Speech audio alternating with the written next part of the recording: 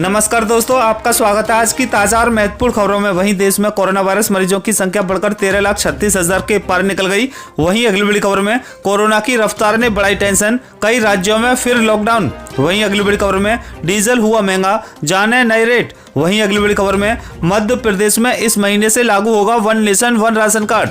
वहीं अगली बड़ी खबर में आम आदमी को लगा झटका, सीएनजी हुई महंगी। वहीं अगली बड़ी खबर में ऑनलाइन शॉपिंग करने वालों के लिए खुशखबरी, 27 जुलाई से नए नियम लागू। वहीं अगली बड़ी खबर में अब ट्रेन टिकट पर भी होगा क्यूआर कोड, जानिए कैसे करेगा काम। वहीं अगली बड़ी खबर में अब सिर्फ 400 रुपये में होगी कोरोना की जांच, 1 घंटे से भी कम समय में आएगी रिपोर्ट। वहीं अगली बड़ी खबर में महाराष्ट्र के स्कूली बच्चों के लिए गुड न्यूज, 25% कोर्स होगा कम। वहीं अगली बड़ी खबर में रेडियो पर मन की बात कार्यक्रम में आज देश को संबोधित करेंगे पीएम मोदी। वहीं अगली बड़ी खबर में इन राज्यों में होगी भयंकर बारिश, हाई अलर्ट जारी। और भी बड़ी खबरें जानने के लिए वीडियो के अंत तक बने रहिए हमारे साथ।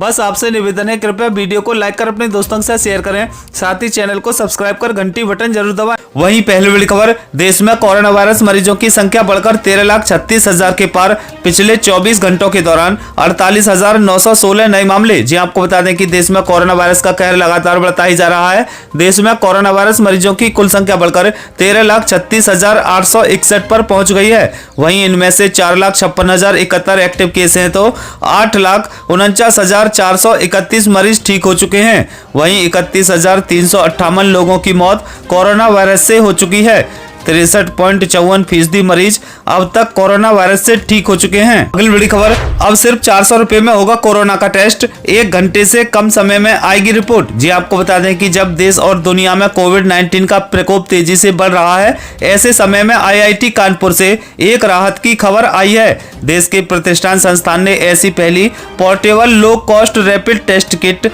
विकसित की है जो कम समय में टेस्ट रिजल्ट बता देगी। रैपिड टेस्ट किट की 2 खास बातें हैं कि इसकी कीमत महज 400 रुपये है और इससे टेस्ट करने में 1 घंटे से भी कम समय में रिजल्ट का पता लग जाता है। वहीं टेस्ट रिपोर्ट के बाद में स्मार्टफोन एप्लीकेशन में भी उपलब्ध होगी। इस पोर्टेबल टेस्ट किट की एक और अहम विशेषता है, ये विशेष परीक्षण किसी भी संस्थान पर किए जा सकते हैं क्योंकि किसी विशेष प्रयोगशाला उपकरणों के विकल्प के रूप में कार्य करती है, जहां अन्य टेस्ट किट एक निश्चित संख्या तक ही नमूने ले सकती हैं। वहीं इस किट का इस्तेमाल कितनी भी ज्यादा संख्या में नमूने टेस्ट करने में कर सकते हैं। इसमें केवल पेपर कॉर्टेज बदलने की जरूरत पड़ती है। अगली बड़ी खबर, महाराष्ट्र के स्कूली बच्चों के लिए गुड न्यूज, 25% कोर्स होगा कम। जी आपको बता दें कि महाराष्ट्र सरकार ने स्कूली बच्चों के लिए शनिवार को बड़ी घोषणा की है। सरकार ने कोरोना वायरस महामारी के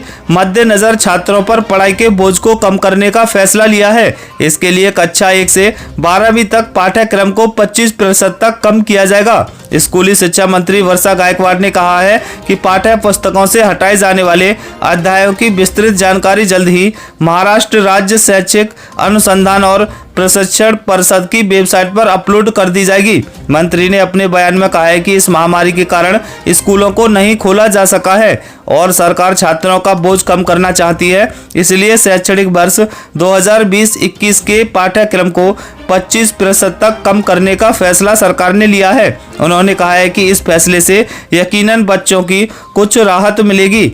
अगली बड़ी खबर, अब ट्रेन टिकट पर भी होगा क्यूआर कोड, जानिए कैसे करेगा काम। जी आपको बता दें कि भारतीय रेलवे ट्रेनों के कॉन्टैक्टलेस टिकटिंग की ओर बढ़ रहा है। इसे देखते हुए ट्रेन टिकटों पर क्यूआर कोड उपलब्ध कराया जाएगा। ऑनलाइन और ऑफलाइन दोनों मोड पर टिकट बुक करने वाले यात्री इस सुविधा का लाभ उठा सकेंगे। नतीजतन यात्रियों और रेलवे कर्मचारियों के बीच कोई संपर्क नहीं होगा। आपको बता दें कि टिकट खरीदने वाले यात्रियों को क्यूआर कोड वाला एक एसएमएस प्राप्त होगा जो टिकट जांच अधिकारी हाथ में लिए गए डिवाइस का उपयोग करके स्कैन कर सकते हैं। यहां तक कि प्लेटफॉर्म टिकट को डिजिटल मोड के माध्यम से खरीदा जा सकता है और 85% टिकट इलेक्ट्रॉनिक प्लेटफॉर्म के माध्यम से बुक किए जा रहे हैं। भारतीय रेलवे का कहना है कि वह अपने कार्यों के पूर्ण डिजिटलीकरण के लिए लगातार कदम उठा रहा है। रेलवे बोर्ड के चेयरमैन बीके यादव ने कहा है कि आईआरसीटीसी टिकट बुकिंग वेबसाइट को नया रूप दिया जा रहा है। और अगस्त से इसे शुरू कर दिया जाएगा।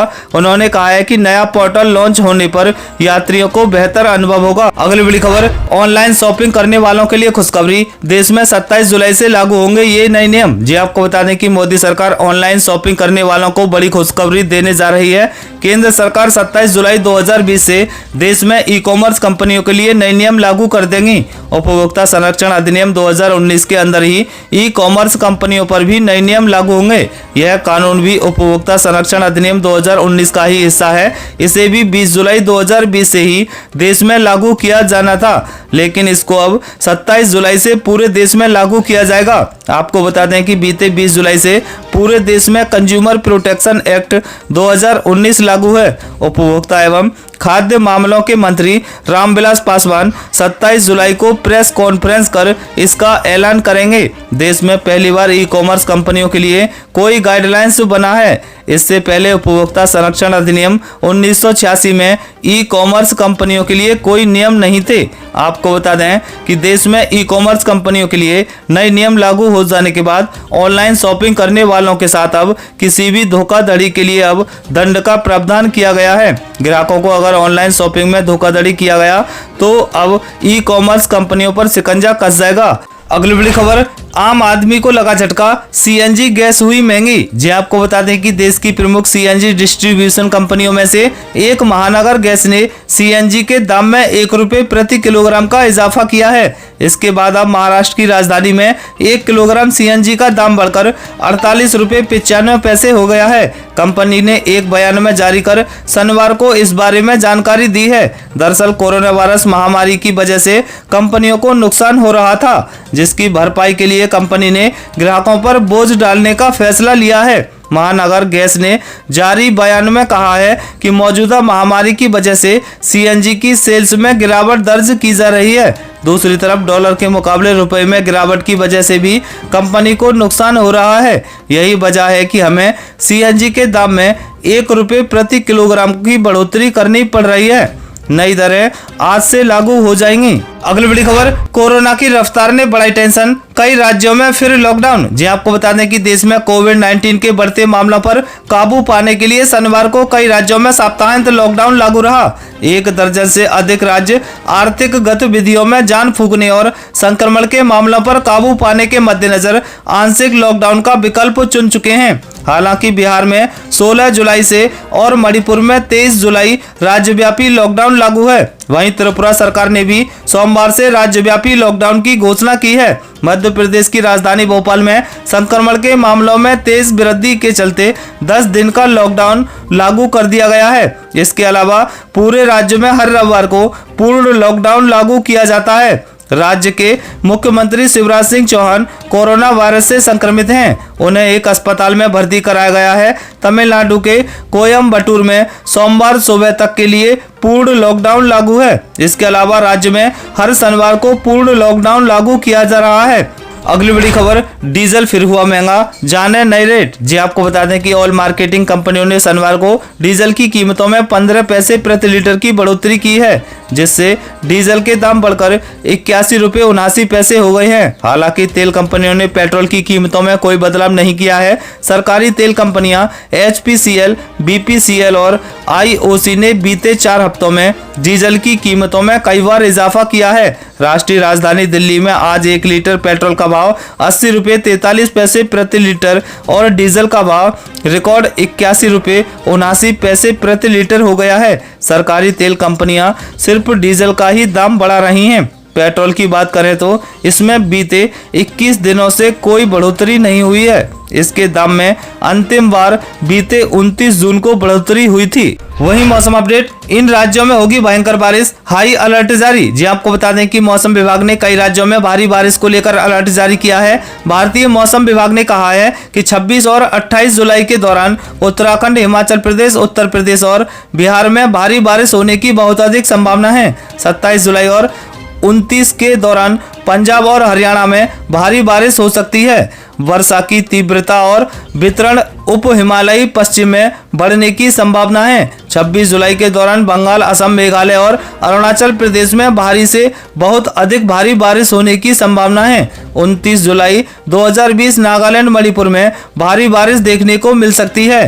इसी अवधि के दौरान मिजोरम और त्रिपुरा में भी भारी बारिश की उम्मीद है। ये थी अब तक की बेहद महत्वपूर्ण खबरें। दोस्तों, वीडियो को लाइक कर अपने दोस्तों के साथ शेयर करें, साथ ही चैनल को सब्सक्राइब कर घंटी बटन जरूर दबाएं। वहीं जल्द मिलते हैं अगली अपडेट के साथ। तब तक के लिए जय हिंद, जय भारत।